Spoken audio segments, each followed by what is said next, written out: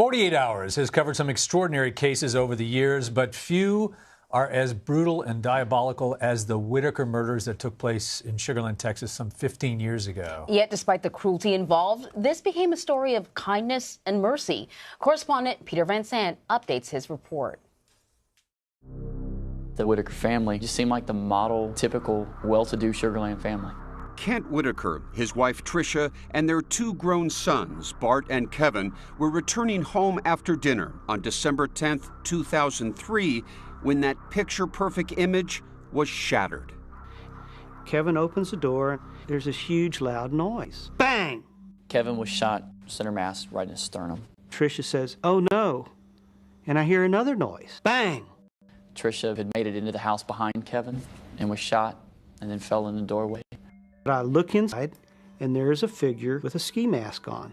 Bart then chased the guy into the house. As he approached that figure, he was shot. I think, oh my God, he shot all four of us.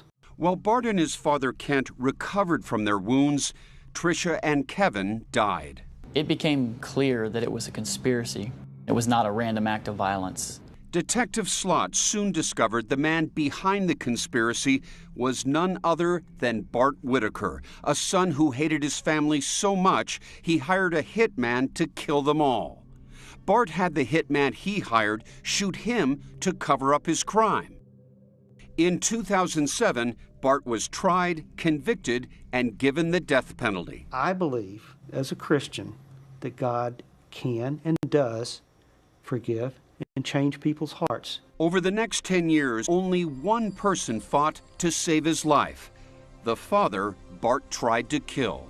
Bart was my last surviving member of my natural family, and nobody in my family wants to see him executed. In February 2018, the execution date is set.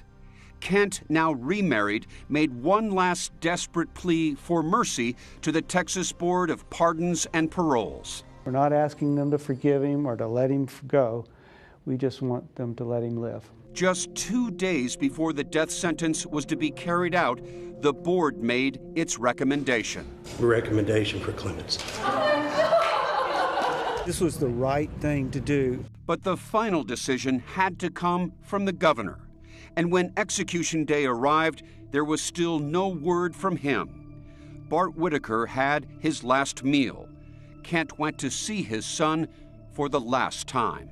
Touched hands through the glass, and we said our goodbyes. The clock was ticking. 1 hour to go. Would it be life or death? 48 Hours correspondent Peter Van Sant is here.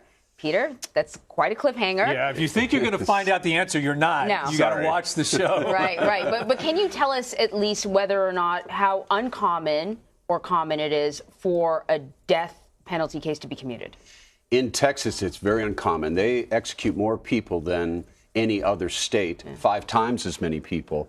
And the last time prior to when this appeal was made that anyone had ever been granted clemency, it had been at least 10 years. So, and in a case like this where there's so little sympathy, I mean, the suspect, he tried to kill his entire family. It's hard for the public to rally around that and to show mercy. Well, the death penalties, they're very political in Texas. They're popular with a large portion of the electorate. So for the governor, it was kind of a difficult decision for him to make there. Very difficult decision to make. And in my career, I'd never covered a murder case as vicious and horrible and miserable as this. And I was in the courtroom when the suspect took the stand, when Bart Whitaker was asked, "Are you remorseful?" And he said, "I'm remorseful. I didn't mean to do this to my mom and my dad and my brother."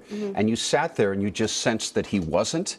His father, over the years, as he's fought to try to save his life, swears that his son has evolved. But when I was in the courtroom with him, it was chilling. Yeah. But his father has displayed this level of compassion almost from the very beginning. I mean, where does it come from? He's a deeply religious man. He believes in the concept of forgiveness. In fact, he was in the hospital wounded. Next to him was his own son, also that was in there wounded. And he forgave whoever had done this to his family. At that time, he didn't know that his own son had arranged to have the killer shoot the entire family. Now, as you said, you were in the court during the trial then. So did the motive ever come out? Do we know why he did this? He ended up saying, I don't know why I did this.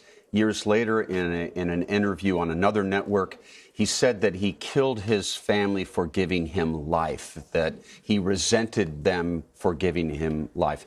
It never made any sense. No, definitely The not. prosecutors, by the way, say he did this for money, that as the sole surviving heir, he would have had at least $1 million, $2 million to inherit. And he made sure he was injured to try to cover up his crime. Yeah, he was shot in the arm to make it look like this was a burglary gone bad. And inside the house, drawers had been pulled out, but, nothing was thrown around, and cops instantly, when they see that, know it's a staged scene. Just real quick, what happened to the guy who actually pulled the trigger? Guy who actually pulled the trigger got life and is spending the rest of his life in prison. Isn't that interesting? He didn't get the death penalty. No. Yeah. Wow. Amazing. Well, Peter, thank you. Texas. Yeah. So you can watch the full 48 Hours report tomorrow night at 10, 9 Central on CBS.